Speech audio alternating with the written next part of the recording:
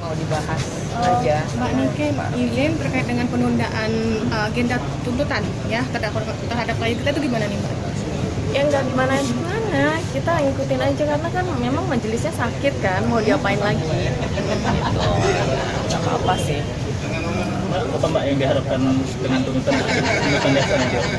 Ya kita denger aja lah nanti tuntutan jaksa seperti apa, kayak gimana ya. Apakah ada upaya yang sudah disiapkan Mbak dalam menyikapi tuntutan yang nantinya akan diberikan?